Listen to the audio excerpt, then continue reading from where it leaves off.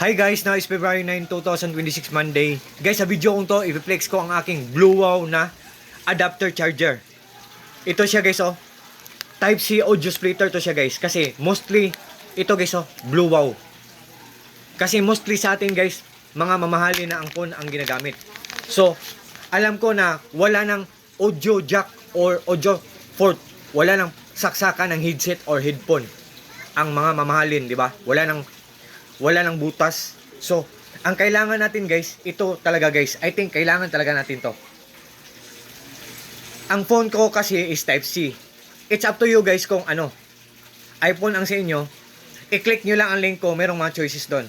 Ito ang sa akin, Type C audio splitter to. Oh.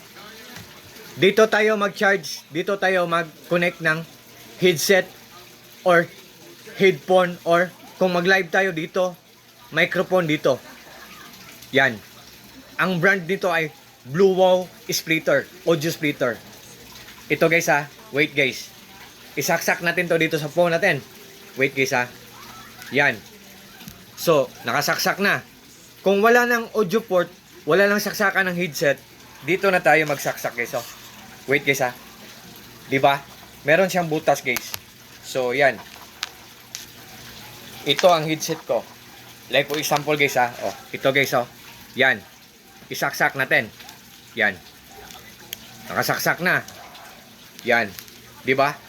Tapos guys, for the long time na naglalaro tayo, malapit nang malubat, so wala tayong dapat ikabahala guys kasi pwede natin tong i-charge at the same time na naggamit tayo ng headset dito sa port ng Type C na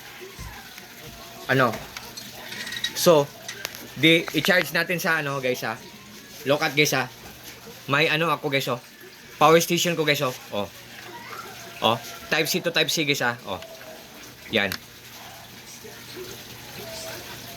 Oh, so nag-charge siya guys. So guys, kung kasi guys, kung wireless na headphone or headset, I think mga 2 hours lang malubat na siya. Pero kung gusto niyo maglaro ng pang matagalan talaga na hours talaga.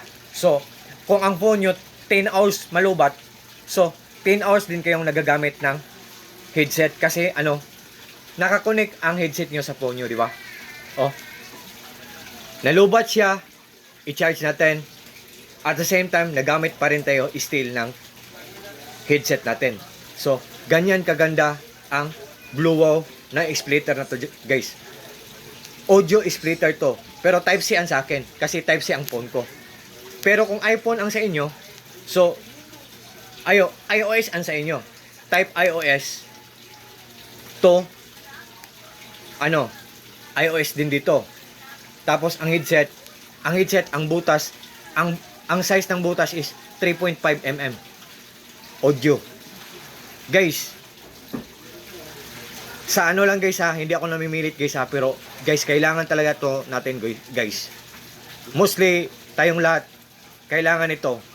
Yung mumurahin lang na phone, yun lang ang may port, may butas na para sa headset, headphone. Pero tayong, kayong mga mamahalin ang phone, kailangan nyo I think kailangan nyo talaga to ng, charger adapter. Fast charger pa to siya guys, kasi 60 watts to siya guys. Audio splitter.